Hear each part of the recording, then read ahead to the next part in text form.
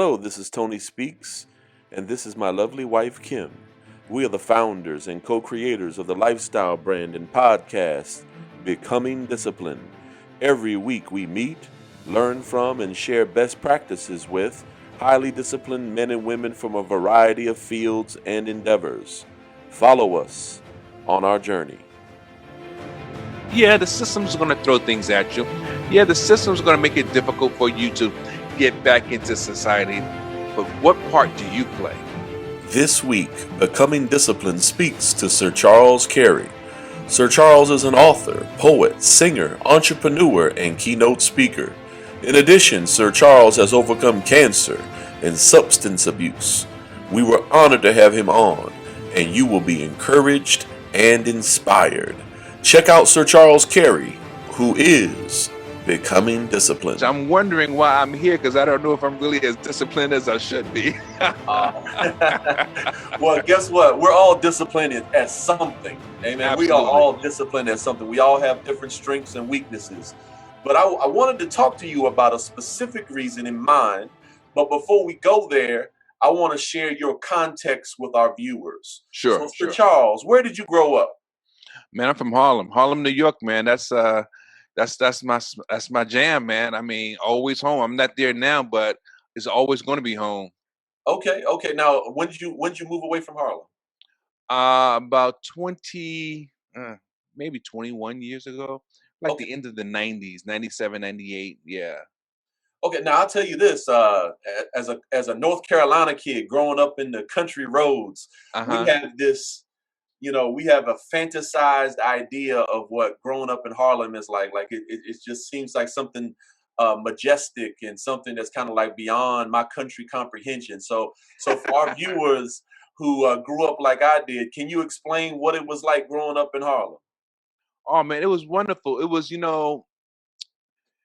was very experiential. And what I mean by that is like we had the row homes, we had the what do you call it? The tenements. We have projects, high risers, and I mean it was a lot of fun. It was really not that different than I think a lot of other major cities, but it was all about basketball, music, what else? What else? Of course, girls growing up as a teenager. Um, School, you always was on pins and needles because we grew up with the old school. Every time you got a report card, you was hoping and praying that you prayed because I wasn't an A student. I'll be honest with you, I was like a C student. Right. In my eyes, I wasn't at the top of the class. Yet, in every way possible, I was trying to fit in because that was the thing. You wanted to be a part of the in crowd, which probably leads to a lot of lessons I learned about being disciplined. And even though I didn't learn them then, as I got older, I became more disciplined. But Harlem was a really great place. I mean, I was not too far from the Apollo Theater. I lived near, well, there's a restaurant called Sylvia's, which Mhm. was really known for their soul food cooking. Small's Paradise, which were a lot of the hustlers and the gangsters back in the day. They hung out there. I couldn't go there because I was too young, Right. but it was great. But that's where I got my feet under me as a musician as well. I Okay. began singing, and I wound up getting the opportunity to perform in a lot of those places, the Celebrity Club, the Cotton Club, the Rennie Lounge. So Harlem was, man, it's just so rich, man. I mean, there's so many things I could tell you about Harlem. It's probably most of those things are in my book, though. Courage Facing Mortality. Okay. Cancer wasn't my only obstacle. I wrote that book, and I spilled my guts talking all about the things I did, the things I learned, the mistakes I made as an immature young man, and how you bounce back from those lessons, or how you learn how to overcome some of those challenges. Because let's face it, I was on some platform the other day, and there was a group of people talking about how men were back in the old days. And look, I was around, but you know what? I was not that overly testosterone rich, bravado, man is all, man is king. That's just not who I am. But some of those men are still around today. I hear you. I hear you. Now, at what age did you discover that your voice was special? When did you know you had a gift there? Honestly, I was about 8 or 9, and I remember the Fifth Dimension. I remember the Jackson Five, the Motown sound. I mean, their music was just the thing to do. And because my family came from music, mostly gospel, but because my family came from music, it was only natural that I would lend myself to the gospel sound. Eventually, get my own band, eventually do track dates, do casting calls. I mean, I did a little bit of everything. I auditioned for Star Search. I auditioned for Showtime at the Apollo. I mean, I did everything that every musician probably has done. I was hired to sing other people's songs. I mean, the whole shebang. And it was a really, really good education. Okay. Now you mentioned basketball, and my audience can't tell that how tall you are. Uh You're huh. one of the few people that are I have to look up to when I meet you Oh in no, man! I think we about the person. same height. Now, how were you when you were a youngster with The Rock? How were you when it came to I'll be basketball? honest with you, I wasn't that good, but I did. This is the thing. Now, I'll tell you a quick story. I love basketball. Being a New Yorker, my favorite player, and he's still alive today, is Walt Frazier. Walt Clyde Frazier, number 10. I was able to experience both championships from New York. Oh So, wow. of course, that put me in a different mindset as a kid, as a youngster. But I remember Walt Frazier was the first athlete to have an indoor shoe, which was Pumas.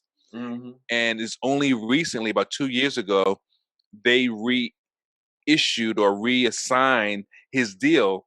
I mean, at this age, so he's got another deal with Puma, with the Clyde. That was the signature on the side of the shoe, Clyde. And I played on a team, a church team. We were 0 and 12. Oh wow. And Wow. everyone says, "You suck, y'all suck." I said, "You know what? Yeah." But what the joy and what the fruit from that experience was: one, I played organized ball. Two, I got a chance to travel and see what that was like, even though it wasn't pro, it wasn't semi-pro. Three, I got to do something that thousands upon thousands of boys only dream about. And even though we lost every game, I learned so much about teamwork.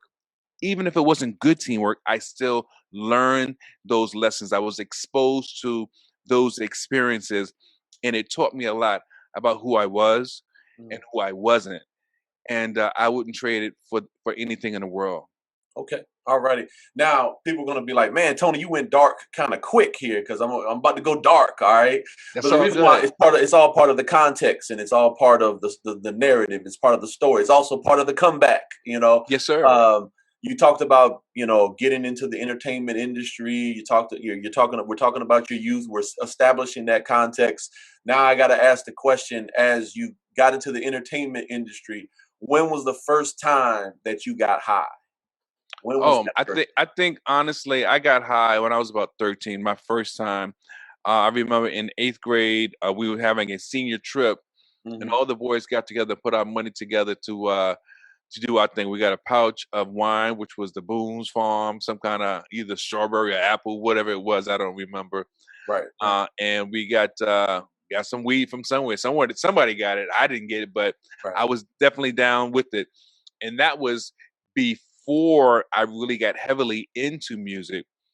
When I got into music on a regular basis, talking about my band and doing track dates, that was the beginning of the abyss. And when I say the beginning of the abyss, I wasn't at the total bottom, but I was beginning to really go to the point of no return, if that makes any sense. I was in my early 20s, but Mm, I just didn't know what I didn't know.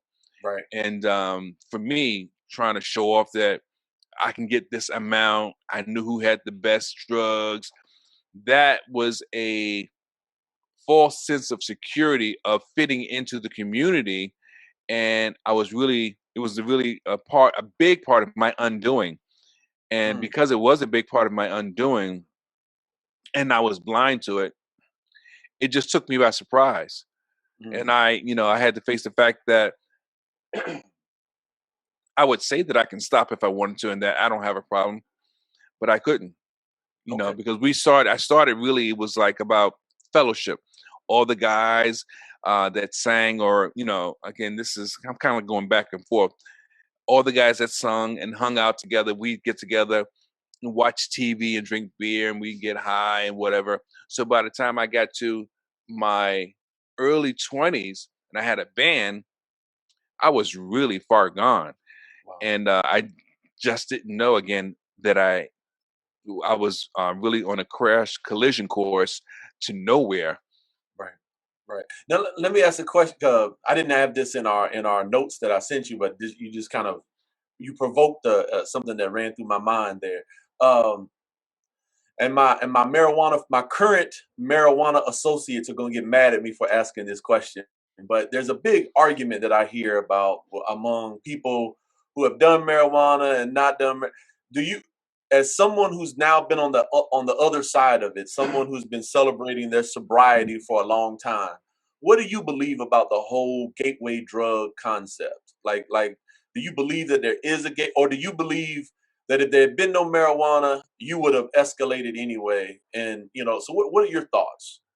I mean, it's a possibility that had there not been marijuana, I would have drank alcohol. I may have. Um, I don't know that that's real, because it didn't happen that way. So I don't know that I would have actually drunk alcohol. I know that that was what my family did. My father, all my uncles, and everyone. That was their social way of gathering. But I do think that at that time it was a gateway drug. I do think for some people it still is a gateway drug.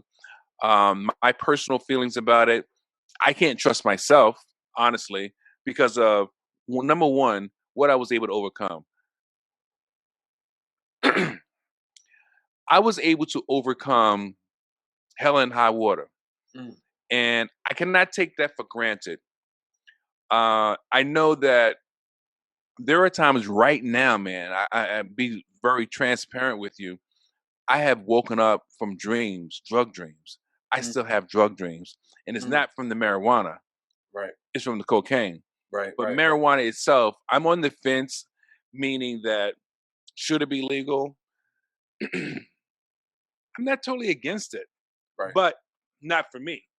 right, See, I'm strong enough to know that I can't do it. right, Someone else may be able to do it, but I can't. right, right. And that's where I'm at. Is I believe in freedom for people. I believe that people should have the freedom to do it. But at the same time, I think we have to educate people that not everybody, for those that don't know, I'm a minister.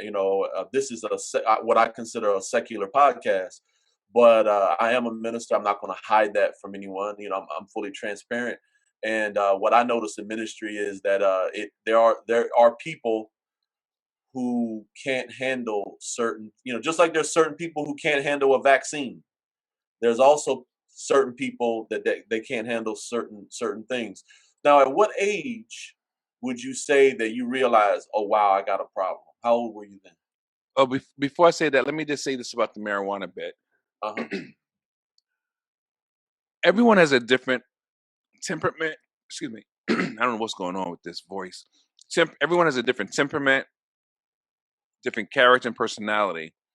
And depending on how you're molded, how you are as an individual, determines whether you have that obsessive compulsive ability to withstand any kind of substance or mind altering substance, I should say. Right. And that's the big thing, because you can't look at a person and go, oh, he's strong enough, he can withstand it. Nah, she's not good enough. She'll become addicted. We can't look at a person to determine whether they can um, withstand being addicted. Are they easily addicted? Are they not? We can't tell by looking at a person. Right. It takes a lot more, and it's between scientific and I guess, a medical analysis, if you will, to determine who has that ability to do a thing and be addicted or not be addicted.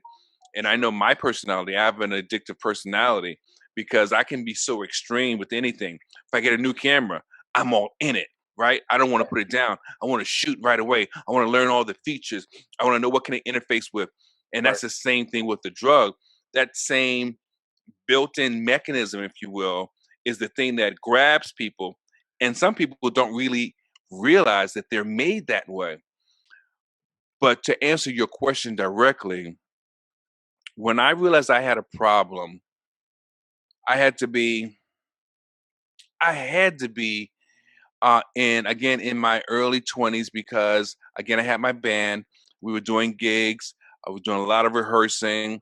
It was funny because it was a highlight of my musical career, meaning I was probably in the best vocal shape in the world, but at the same time, my peak was also beginning to collide with my downfall.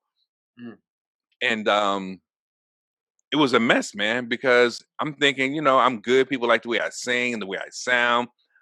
But those demons were pulling at me, and I was like, what's going on? I don't have a problem. No, no, I'm good. But I wasn't good. Mm, mm. Now, one of the 2 or 3 reasons why I called, why I asked you to come on the show is for this next question. Um, there's a 22-year-old who's watching, and they put in, you know, in their mind, they just figure, hey, I got to get right, and they're addicted to cocaine, or they're addicted to heroin, or they're addicted to alcohol, and they put in, I mean, I need to get disciplined, and then this video comes up. And what advice do you have for that 22-year-old who is listening today and they are addicted? And then now they're hearing from Sir Charles Carey, who's come out of this and is victorious. What advice do you have for them right now? It would be great if I could get to know that person, that actual personality type. But from a general perspective, I would say there's more to you than what you know about yourself. There's more that you're capable of than what you've seen, and more that you're capable of than what you know about yourself. Again, because the truth is, as you grow and you have various experiences, you're going to learn more, and certain things are going to appeal to you. But if you start to numb or deaden those senses, you may not be able to discover these new things that thrive and give you a sense of awe on the inside. And you deserve the opportunity to be the real you. The real version of you should not be impaired by substance or drink. Mm, The real you is waiting to be born truly. Because even if you are a young 22-year-old, you haven't lived fully enough to know what you're capable of. Now, you may know some things you like, you may be good at certain things, but yet I promise you that there is more. And if you start to deaden your senses right now, your motor skills, your hand eye coordination, you may possibly never find out what that joy could be. And I don't personally think it's worth the risk of taking that away from you. You know, who knows? You could be the next president, you could be the next inventor, the next patent creator of a thing, the next author of a particular thing. You may say, well, I can still be that. You may, but you never know. Because if you're changing the way you were created, you're changing your full potential and capability. Because the thoughts you have right now, they're clear. mm, When you cloud your thoughts, you cloud yourself, and you prevent yourself from having the ability to think deep. And when you are naturally in line with what you're supposed to do, what's deep to me, it won't be deep to you. right. So don't cloud your thoughts so that you can go where no other man is meant to be. Mm, mm. There's Now, your soundbite. amen, amen, my brother, amen, amen. I listen. That's some good stuff, man. So let's fast forward that 22-year-old to age 27.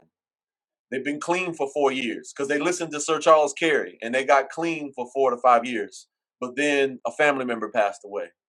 The stress got to them, or maybe an old friend came back in town, and the peer pressure Those got, real.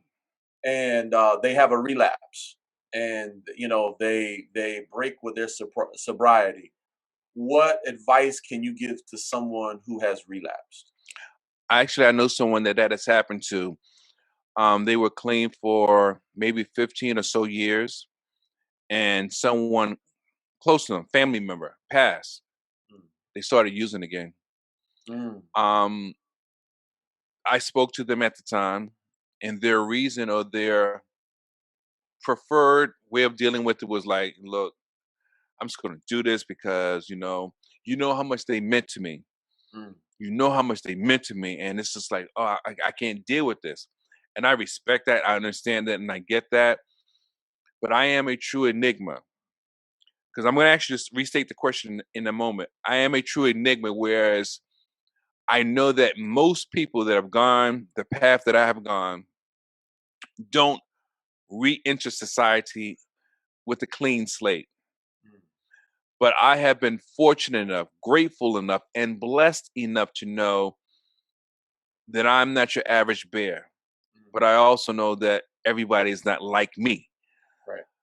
When I was able to bounce back and re-enter the world with a clean slate and re-establish myself in society, get a job, they gave me a $5,000 credit card.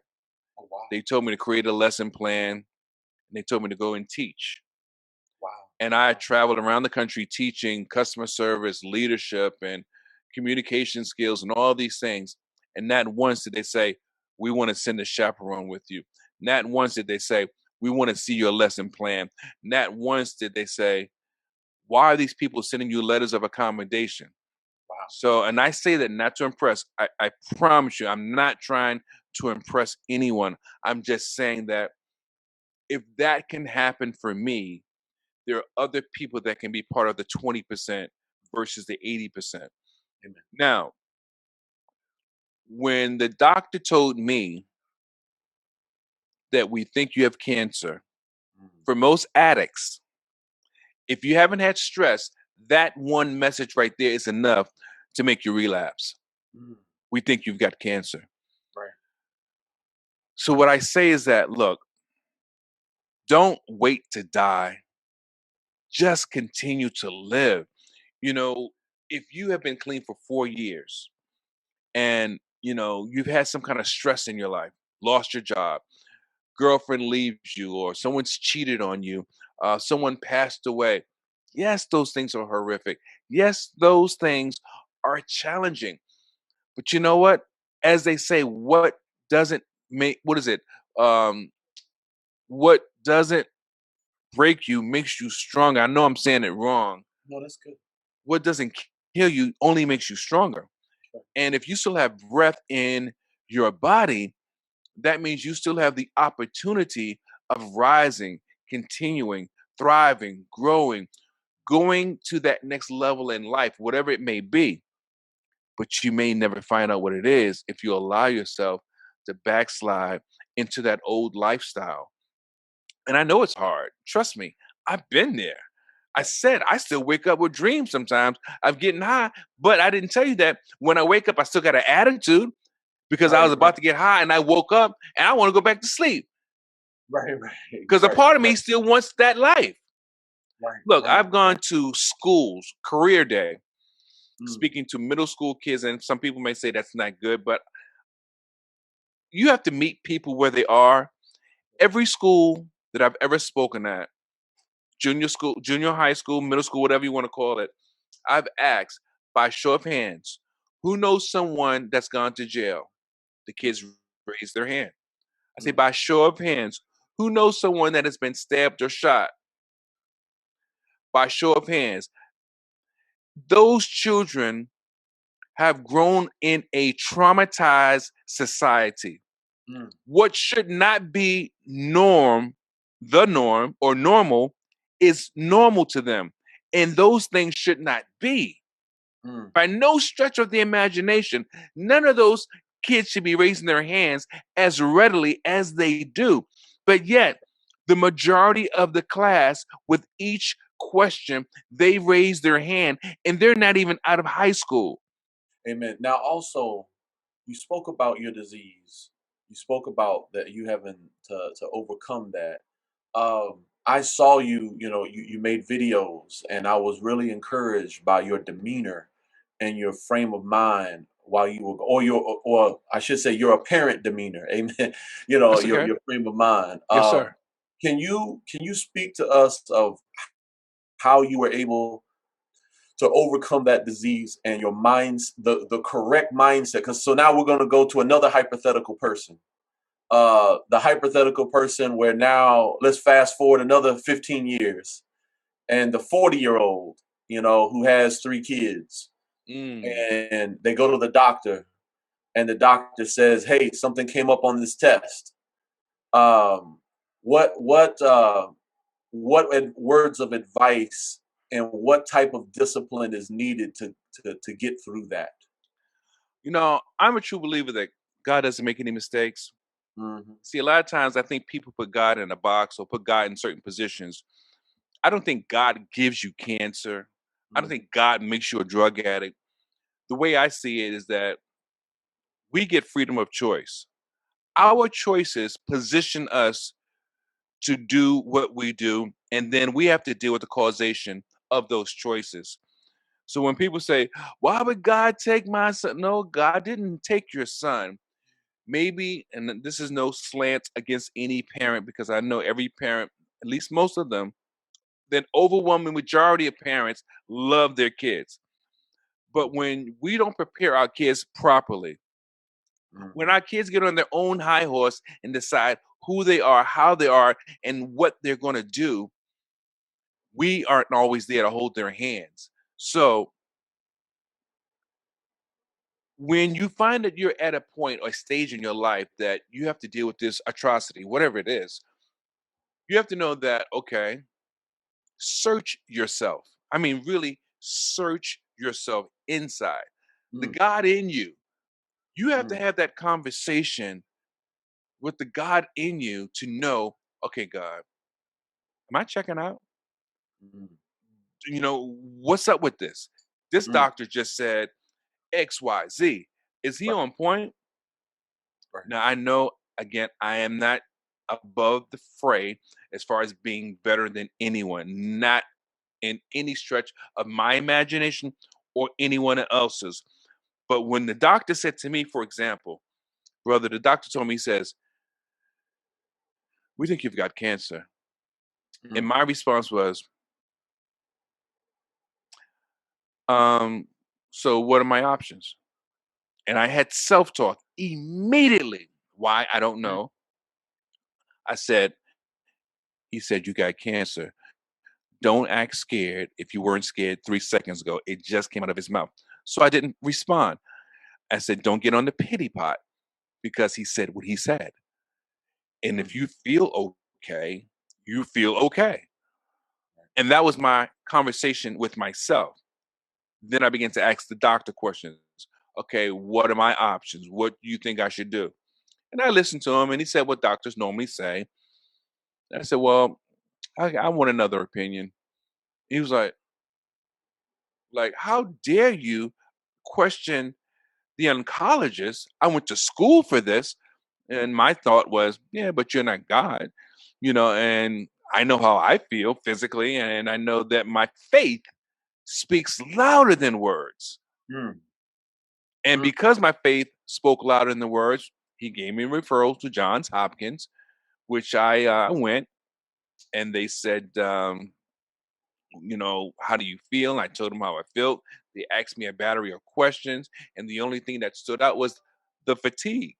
Hmm. So, knowing that the fatigue was the only outstanding thing, I said, so what's next? They said, well, let's wait and watch. Come back in 6 months and we'll see, how things look. I said, okay. I wasn't concerned. I went back 3 years later and they said, listen, the cancer has spread Hmm. from your chest. It's gotten bigger. It's in your arm. It's in your bicep. It's in your spine.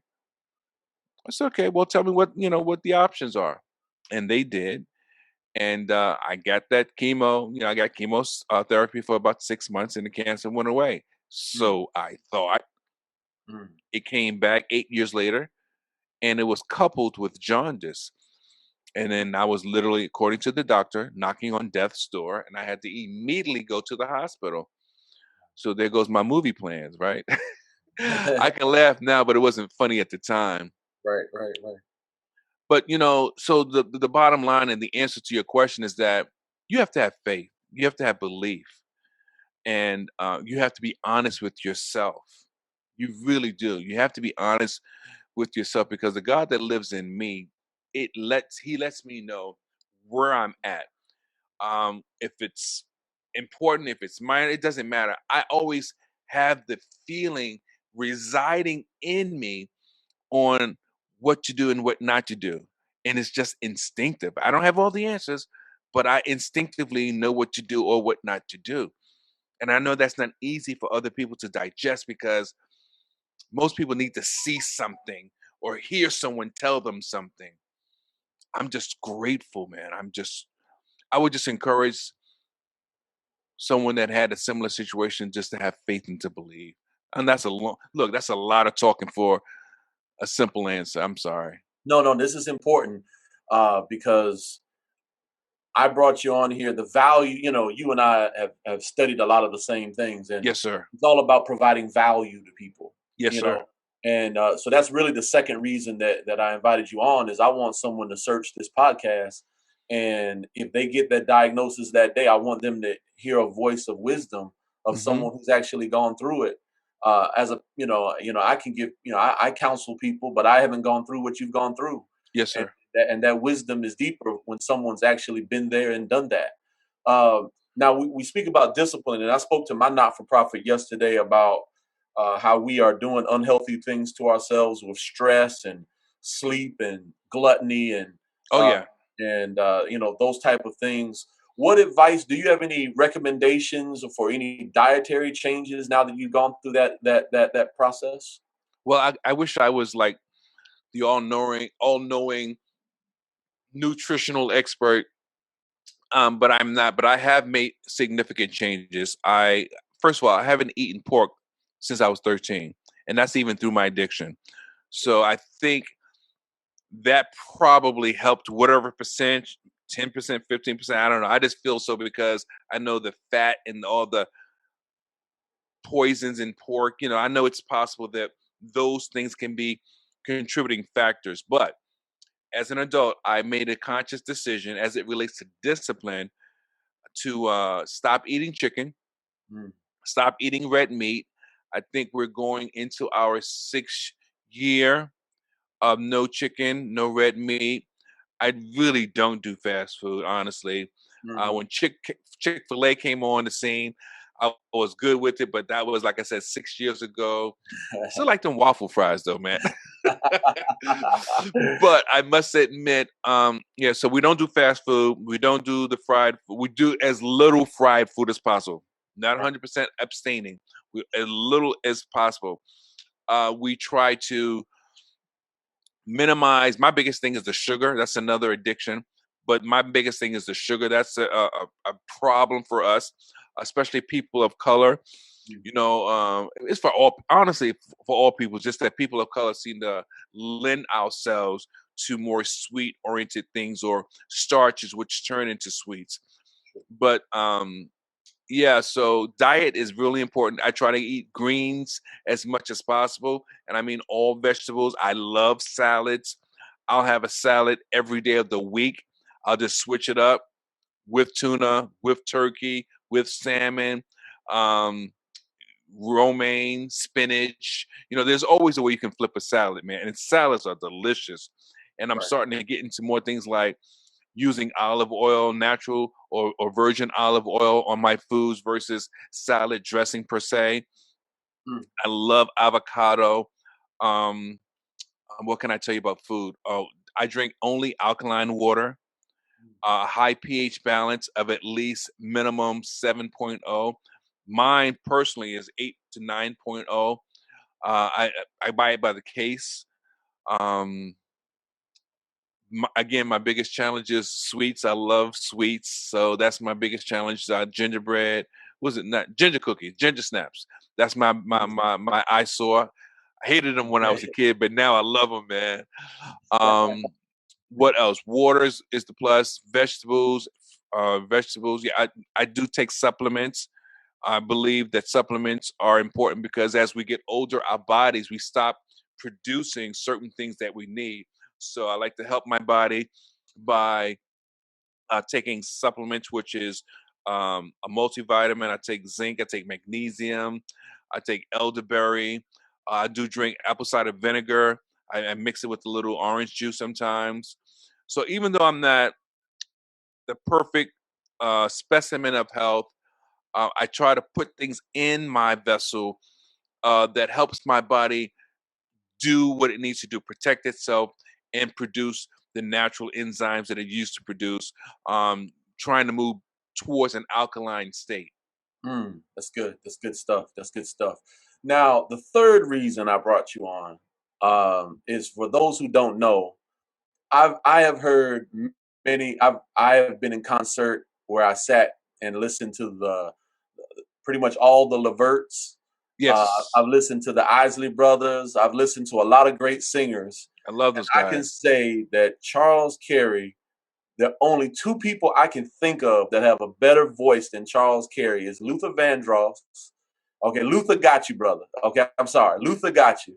And then the second one is an opera singer that you don't know. There's a sister I know who's an opera singer who, my goodness, I mean. But other than that, Charles, just so y'all know, Charles Carey has probably one of the greatest voices that I have ever heard in my life. It really took me back when I heard your voice. Like it was like, whoa, I was like, whoa, like Wow, it, it, appreciate that, man. it truly that's why I'm bald. It blew my hair back. Amen. So but but, for now this is the third reason I'm bringing you on. A young artist is listening to this, Okay. and they have that voice that you have. uh, and my question is, what habits or disciplines do you recommend to them to protect that treasure that God has given them? It's funny. You're asking so many questions that are really right down my aisle, man, because I've gone through so many of these challenges. And, I still say that I am grateful because one of the things that broke my heart, and this is in response to your question, one of the things that broke my heart was it was when Remember the Time was out, Michael Jackson. Mhm. I had friends that were on the road with Keith Sweat, I think it's Allison Taylor, Johnny Kemp, all these people. The New Jack Swing was hitting hard, but Michael Jackson's Remember the Time had topped the charts at this point. And the band, they were like, look, we're tired of being on the road. We want to come home. So they came back stateside. They said, we want to do our own thing. Mm, And it's funny how everything has a story, but it's true. Everything does have a story. right. So they said they want to do their own thing. And they came back. And what they did was they got a group together. It was a keyboard, drummer, guitarist, and a bass player. So at the time, I was singing in the New York City subway system after my day job because I could make a killing. Four people could score maybe $400, three to $400 each in a period Wow. of 2 to 3 hours. So you imagine you get off work at 5, you get downtown, do rush hour from 6 to 9, do that 2 or 3 days a week. Wow. Unfortunate for me, I was smoking up all the profits. But my Wow. point is, I'm with this band. Mm, We have a couple rehearsals. Finally, the keyboard player comes over to me and he says, "Yo, I'm like, what you mean? It's not gonna work out. What's not gonna work out? You're not gonna make the cut, man." oh, wow. What? It broke my heart, brother Tony. Wow. Wow. I had never been dismissed from my first natural gift of song in my life. And I couldn't believe that for the first time, I was not wanted, Mm, especially for music. That mm, was the thing that I always did and always did well. Play on the crowd, play off of my musicians, my fellow musicians, sing the songs, hit the high notes. But that was the problem. I wasn't hitting the high notes. Instead of, do you remember, girl? I was trying to play it off. Do you remember, girl? Because my throat was full of mucus from all the crack I was smoking. You Mm. see, I had just jackpotted myself. I put myself in a tailspin by thinking I was so smart and so clever. Yeah, there are times when you can drop an octave and you can, you know, pass the mic out to the audience for them to sing the main part of the song because it's such a well-known song. But by and large, you're the artist, you're the talent. You should be able to perform that song all the time, the way it's originally planned or arranged. And I wasn't doing it. I was underweight. My eyes looked sunken in. My hair was a mess. And I couldn't wait to get to rehearsal so I can get from rehearsal to get high because that was my all in all. So the advice I would give a musician, you've got to stay on top of your craft. You've got to stay well rehearsed. Know the shortcuts, but don't rely on the shortcuts Mm. because the shortcuts are not the answer. Mm. You know, it's no different than me as a speaker, as a keynote speaker. I can't just say, well, I got a presentation I can do. Don't look at the presentation. Don't look at my slides and just expect to be flown out to whatever the company is and without even going over my material, put on a lapel mic, throw on a suit and go out there and do a great presentation. You still have to practice. The craft has to be honed. So you must respect the craft, Mm. no matter how you look at it, whether you like it, want to do it or not. This is required if you want to be the best, one of the best, or just simply have a good showing. You got to be a professional. Sure. Amen. That's great. That's some great stuff, man. That is some great stuff. Now, I want to, and I almost hate to ask this because I don't want to focus too much on one area, because it's only one segment of who you are. Uh, but this came to my mind as you were sharing all of that. Um, as someone, I watched what happened to Whitney Houston, Ah, but I watched it from a perspective of a guy who never done cocaine. I watched it from a perspective of a guy who can't carry a note in a bucket. Uh, yeah, but what? have they heard you do a spoken word piece? Ah, Yeah, that's what got me doing spoken word because I wanted the stage, but I know I didn't have that. I didn't share your gift, and so my question is for someone who has overcome. When you were seeing her go through that, how did that look through your eyes? Like I know how it looked through my eyes, but how did you experience what happened to our sister Whitney?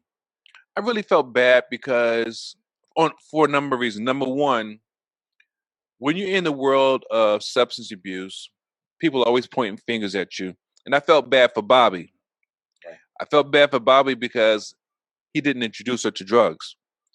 Her very own brother said in an interview, I believe with his mother there, that he introduced his sister to drugs and he was sorry that he did. Right. Now, maybe he could handle it better, but he didn't have Whitney's money. So it contributed to her demise, if you ask me. And how I felt about it was like, it's a shame because so many of the greats, and it's almost as if you would say it's supposed to be that way. Mm. If you're one of the greats, your biggest downfall is going to be drugs, an airplane crash, or back in the day, some of the stars got shot and they died, something like that. But it's gonna be some kind of horrific ending. Right. And it was bad because, and I felt bad about it because her range, her ability to do what um Mariah does today, even though Mariah is starting to show her age. And no slight against Mariah, I still like her vocal talents. But Whitney was just original, man. I mean, she was from New Jersey. I'm from New York. She's much younger than I am, but it's like when you see people that come from that same place that you come from, you always want the best for them. And it was just so sad. I mean, I was recently watching some other stuff on YouTube because Bobby Brown's sister talks about the people that were in her corner, how they really didn't have her best interest in mind. And it's like, wow, I can see that because sometimes when you do drugs, you can become a hot mess, meaning that a mean person, a evil person, and I saw glimpses of Whitney's offstage persona in Bobby's Bravo reality show, Being Bobby Brown. I mean, I don't know if she was really like that all the time, but the talent, the one that we look to as the one that brings us this skill set that we all love, it was just sad to see her go out the way she did, knowing that she probably had so many more years left in her. Maybe now she'd have what, 5 or 10 more years. Well, from that point to now, 5 or 10 more albums, I should say. Who knows if they'd have Mm, been chart toppers or whatever the case may be. mm. Now, the fourth reason why I invited you on here was you also are a public speaker, Yes. and I know you've been doing it for a long time, but at least I've been aware of your public speaking for 5, 6, 7 years, and but I know it's been longer than that. So what? And you have a very involved. You have your production. Matter of fact, I've interviewed a lot of people. And you, even for this interview, you're very prepared, very professional. Uh, my question is, what advice, habits, or disciplines do you recommend for someone who is just embarking upon their public speaking profession? Honestly, it's no different than being a musician. You've got to do the work. I mean, you really have to do your homework. You have to, first of all, you need to know who you are. And if that's really for you, public speaking, then you need to have a message. What's your message? What is it that you will speak about? Why will people look to you to be the subject matter expert? Now, you have to come to terms with that. What's your story? And it's funny that you're asking this question now because on Saturday, this Saturday, I'll be speaking about. I have a workshop. We call it "Tell Your Story, Live Your Story, Be Your Story." And the whole premise of the workshop is to help other people position themselves to write their own book and to be able to communicate effectively and how to create other products. And I think that everyone has a story. I think that some people don't realize they do. Now, it's true that everyone has a story. It doesn't mean that everyone should write a book, but at least find out if you should and if you have what it takes. And I truly believe that if your family has done something and no one knows about it but Big Mama, and Big Mama has passed away, or it's been a long time since the family business was created, why not write that story? Never know, someone may want to know about it. If you have overcome insurmountable odds, that's a story worth telling. And there are people in the speaking industry that speak about stories like that. If you have had atrocities, there are people that speak about that. So you have to take your story, and it has to be positioned in the right arena, the right area, so that the audiences that will hire you to speak, or the audiences that you will speak to, even if it's for free, that it will make sense. Your story is aligned with what the organization is about. Your talk is aligned with where they're trying to take people that are part of their organization. And that way, everything becomes congruent.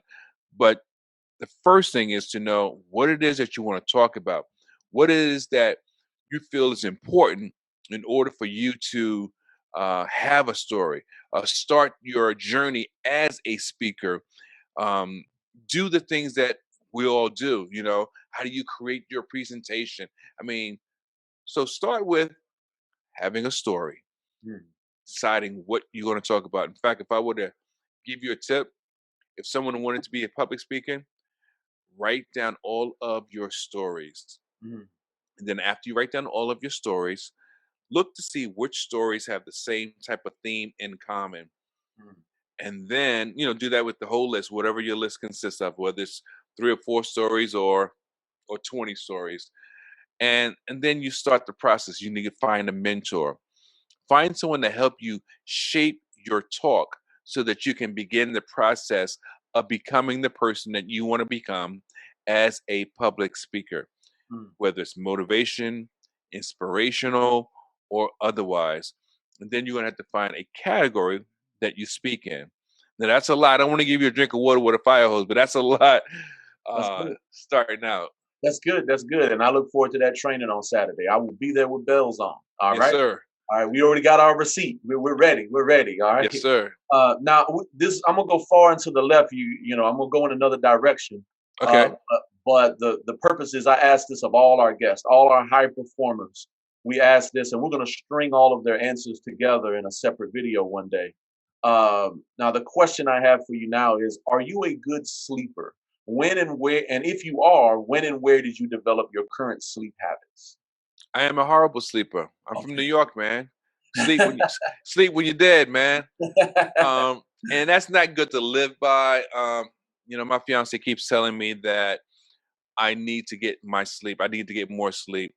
Um, the way God made me, my brain is always working on something. Now, I'm not looking at it as a fault. It's just an asset. That maybe I overwork that muscle. It's a muscle. I overwork it, but I believe that I was created as a creator. When I was into music heavily, I would say, "Yeah, I'm a singer. I'm a singer." And what I realized is, yeah, but you're really an artist because I sang lead, I sang backup, I did spoken word, I've been in acting, and that's more of an artist than a singer. So I've explored the different areas of the artistic realm. And as a speaker, well, yeah, I'm a speaker, but I'm a trainer, I'm a coach, I'm an author. And what do those two different worlds sort of have in common? Their creation. You're always creating, and that may not be a viable title for someone unless you're unfortunately, in the artistic realm. But that's the bottom line. I'm a creator. You know, I have right now. I'm working with maybe 6, 7 different authors. Another form of creation where I'm positioning their intellectual property in front of the general public, in front of the world, if you will, Mm. and promoting what they do in addition to what I do. Another level as a speaker. When I do conferences and I have other speakers on my platform, that's a conference facilitator. That's more than just a speaker. Yeah. So I'm a creator, man. I don't get the sleep I probably could or should. I will not complain about it. Um, I'm grateful because I like the ideas I come up with, and I'm not selfish. If I come up with a fantastic idea and it's not for me, it's not for me. I don't mind giving it away. I mean, there are people that make money from sharing and creating ideas, and I do somewhat, but I'm comfortable knowing that with all that has been given to me, when I get an idea, I don't care if I get 20 ideas in a day. If they're not for me, they're just not for me. I don't want to be what I'm not. And at the same time, I don't want to be so selfish that I prevent other people from flourishing or sprouting roots, if you will, to become something even greater. At Becoming Disciplined, we examine discipline or organization in the following areas: spirituality, mental discipline, physical discipline, emotional intelligence, financial discipline, time organization, and home and data organization. Can you tell us which of these do you consider your strongest points and what is your undeveloped area? And I'll read them off again. Please. Spirituality, mental disciplines, physical discipline, emotional intelligence, financial discipline, uh, time management, and home and data organization. So, which one of those are your strong points, and which one is the undeveloped area? I think mental discipline is my strong point, um, followed slowly closely by the financial discipline. I think my weakest point is ah man, those are also good, and I know we all play a role in several of those. Um, Run them down one more time. I'm No gonna pick problem. No problem. the weakest one. Uh, Spirituality, mental, physical, emotional, Physical is my finance. weakest one Oh, because I don't work out like I should, the and I know physical. that's important. Okay. Okay. All right. All Yeah. right. All right. Now in 2021, do you have any plans to work on that weak area, or you just like, man, I'm busy? It's funny. My fiance and I, we have a program for couples to work out on, and she saw it. I saw it first, and I showed it to her. She said, "Oh, we should do that." So I purchased it. I pulled the trigger. I purchased it. So I'm looking forward to working out with that program with her, to both of us. This way we can continue to grow together, spiritually, physically, and any other lead that fits the category. Amen. Amen. Amen. Now, some people believe on focusing on strengths and ignoring weaknesses. I know. What's your opinion on that? What is your, how do you approach that? I understand that. I think it's smart to focus, to double down on your strengths, but I don't think you should totally ignore your weaknesses. I know a lot of people do that, and I think some people make excuses for that. In other words, they'll stand behind, nah, just focus on your strengths. That's because they really don't want to acknowledge the weaknesses. There's a few trains of thought. If you focus on your strengths, sure, you can always hire someone for the parts you aren't strong in. I get that. But I think you should have a active or a working knowledge of those weaknesses, because if and when you do hire someone, you need to know if they're doing the job right. Right. That's my perspective. And I am a hands-on person. For example, when I do events, I've got my own cameras, my own lights, my own lavaliers, my own PA system, all sorts of microphones and banners. I mean, I'm fully equipped. However, I'm not going to run around a hotel room or a studio shooting everything, touching, turning on all the cameras, and I know how to because I've done it. But that's not a professional approach. You want to hire people to do what you need done, but you need to know how it should be done. You are normally I only ask this question once, but I'm gonna ask it three different ways. Okay. Uh, what book recommendation do you have for aspiring singers? What book recommendation do you have for public speakers? And what book recommendation do you have for people who are recovering from an addiction? Okay. The speakers and the singers, I would recommend. There's a couple. There's a book here. It's called "What's So Hard About Being You." Yes, I did write it. No, it's not a shameless plug. It's a real plug, because before you venture into any area, you need to know who you are. And what's so hard about being you? It focuses on the things that we do that get in our own way.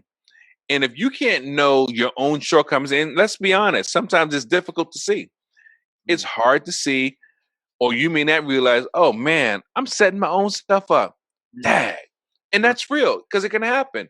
right. Um, I think that that's important. And then radiate the brain and change the game. Now, why that one? Again, this is for speakers and for singers. That one is focusing on the things outside of you that prevent you from moving forward. Mm, So one focuses on the things that we do to prevent ourselves from moving forward, and the other focuses on the things that happen outside of us that prevent us from moving forward. Now, here's another what I consider an asset about those books. They're interactive books. I look at those books as a personal resource. mm. So I'm going to ask you some questions in these books, and it's up to you to answer them. But I suggest you write in your book the answer to those questions. and your book becomes your own personal resource. And once you write, it has been said that something about us writing in our own handwriting on paper, in a book, or anything, it's almost like a chisel to stone. Mm. It stays with you for a lifetime. Even if you look away from it and you come back to it, there's something about the connection of knowing these are my thoughts, this is my writing, and it creates an imprint in our minds about where we were at that very time. So if you look at it now and you write in the book, you do whatever you have to do, and 6 months to a year later, you look back at it, you may have progressed. Hopefully you have, but it's a way of convicting you to your own truth. And you can never say, I didn't know. No one ever told me. I never thought of it. I never put it like that. I never considered that. I try to eliminate all of the excuses that we make for ourselves. And I've been fortunate that baby boomers down to, I think, Gen Xers so far, I think millennial, I forget the ranges. My daughter is in her 20s. So from baby boomers down to people in their 20s have told me, wow, I see myself in your book. Wow. Mm.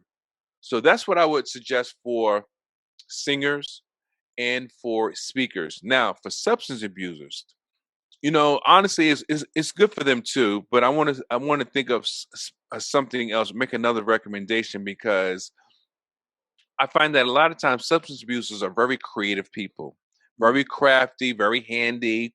They have the gift of gab and things of that nature. There's a book by Tim Grover called Relentless. Tim Grover is the coach that worked with Michael Jordan, Dwayne Wade, and many other top athletes. Now, it's not about athletics so much, but it's about the same principles that athletes use to execute, to be assassins in their game, are some of the same nuances that you can use as a recovering addict to be an assassin in getting back into life. Now, again, I'll be honest with you. What's so hard about being you? I won't say it'll do the same thing, but it'll do some of the things that make you have to confront your own evils. Because a lot of times, people in recovery, they're so glad to get out of recovery that they don't want to do the work. They just want the recovery process to be over. But if you're really about being healthy and getting back into society, I would say look at what's so hard about being you, because you may find out, yeah, the system's going to throw things at you. Yeah, the system's going to make it difficult for you to get back into society. But what part do you play? Mm. That's good. Even that title is very profound. I'm not a prophet, but I do make predictions, and I think you're going to have to republish that. You're going to have to republish that book one day.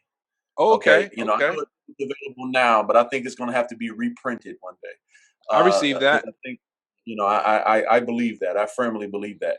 Now, Sir Charles, in case people don't make, I'm going to put all kind of promotional materials at the end of this video, but in case they don't make it there, in case people turn, sometimes people tune off a little sooner than we would like. Where can people find you? You can find me on all social media such as Facebook, LinkedIn, Instagram, and Twitter / all of those platforms, Sir Charles Carey. And that's SIR Charles Cary. Sir Charles Carey. And I'm fairly active on all those platforms, including the new Clubhouse. And if they want to go directly to a website, if you're a little old school, you don't do social media so much, you can go to sircharlescarey.com, which links directly to my official site. But if you're a person that likes to read books and you just want to get the book or a book, go to wordsmithspeakersalliance.com. That's wordsmithspeakersalliance.com. Awesome, awesome, awesome. Now, Sir Charles, I'm going to give you the closing thoughts. thoughts, but before I kick it over to you for the last thoughts, I just wanted to share. I already loved you, brother. I already liked you, brother. But I can honestly say, with this interview, even more so of, you already were someone that I considered of substance. You already were someone that I had a great deal of admiration for. But through this interview, I'm even more impressed. Even after all these years of knowing you, I've known you for 17 years, and you really brought it on this interview. I really appreciate you for coming on. I really appreciate your professionalism, because you and I have something in common. We have a lot of creative friends, Yes. and when you have a lot of creative friends, that doesn't mean they're going to always be professional. That Yeah. doesn't mean that they're going to always be on time. It doesn't mean that they're going to always have their stuff together. And man, I can tell you, brother, I've always loved you to death. Always liked you, because there's a difference between loving people and liking people. Yeah, I I can appreciate love that. people. That don't mean I necessarily like them. You know what I'm saying? Yes, But I've sir. Yes, always sir. loved and liked you, man. But I can honestly say, man, this interview, if people don't come away from this interview with something special, they just don't want to receive anything special. So you really have not only my daughters always run up to me and they say, "Daddy, are you impressed?" And then I always try to tell them, I'm like, "Baby, no, I'm encouraged, but you got to do something special for you to impress me." Right. Amen. And brother, I can tell you, you have truly impressed me, and you have been a great guest, one of our greatest guests. And Wow. we truly I appreciate appreciate that. you coming on, and we thank you for that. And with all that being said, thanking you again for coming on, brother Charles. Just so you know, our audience is basically not it's not shaped by genre or race. It's basically an audience of people who just want to do better for themselves. So knowing your audience and knowing the audience of this podcast, I want to kick it over to you for any closing thoughts. Well, I usually like to ask a question because I think that this question will turn the lights on for somebody. And I don't know who it's for, but I'll ask it anyway. What is the thing that you talk about more than anything else? And when you talk about it, you light up inside. Maybe even a smile comes to your face. Whatever that answer is, I promise you, you may have just met your purpose. If you enjoyed Sir Charles Carey as much as we did, please check out his upcoming events and also check out his Wordsmith Speaker Alliance, where you too can learn how to tell your story. The Wordsmith Speaker Authors. Each featured author provides their own unique style as a subject matter expert on an array of topics. They have paved the way so that you don't have to. The professional, personal, or spiritual development that they exhibit in their work is designed to do one thing, and that is to provide the answers that you may not have.